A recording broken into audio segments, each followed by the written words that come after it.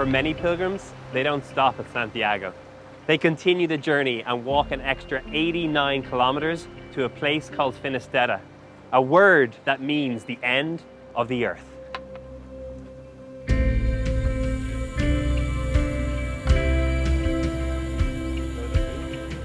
It was called that because it was the end of the known world in the 1st century.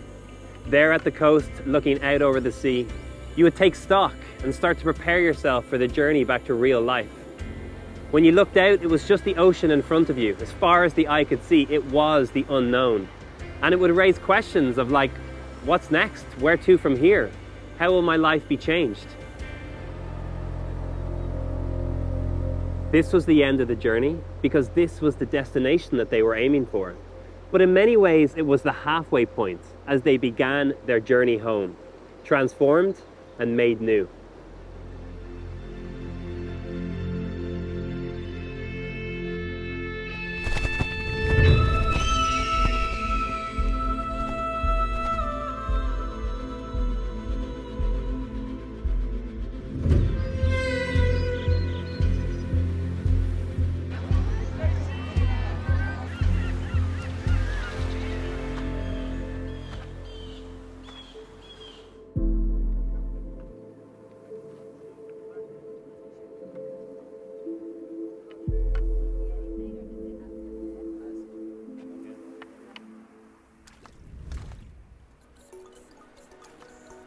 What many pilgrims would do as they stood at the end of the world, looking out into the unknown, is build a fire, and when it was blazing, throw in the clothes from their journey. This wasn't just a way of getting rid of a foul stench and sweat stains. It was about letting go of who they had been.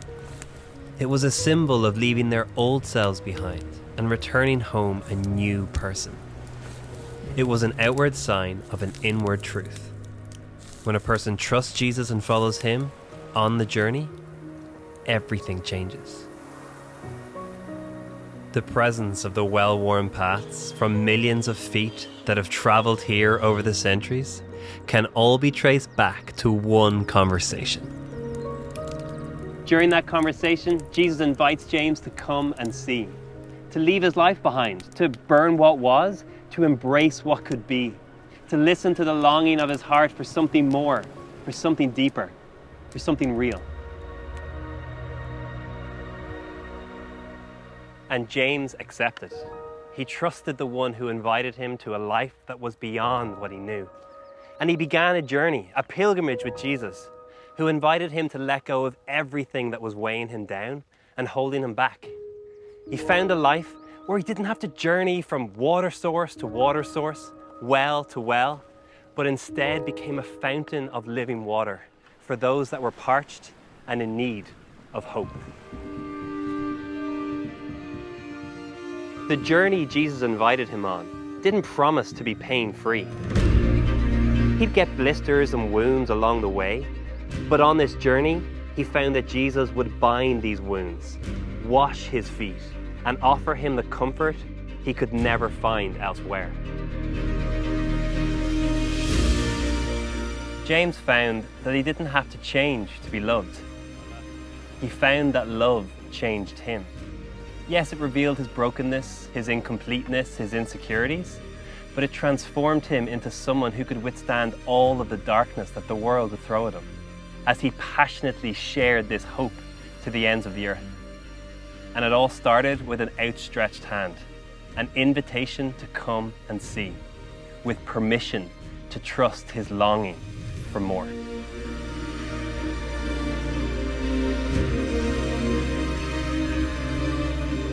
Jesus offers that same invitation to you.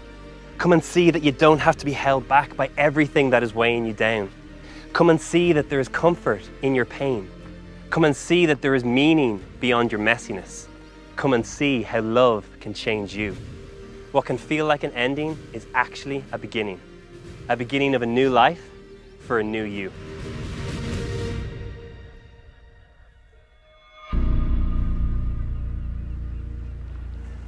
If you'd like to begin that journey today, I'm going to invite you to pray this prayer with me. Jesus, I want to come and see. I place my trust in your love and goodness and in your promise to lead and guide me. I'm sorry for all the ways that I've gotten lost and gone my own way, for all the ways in which I have hurt myself and others. I want to know you, be led by your voice, healed by your presence, and changed by your love. Amen.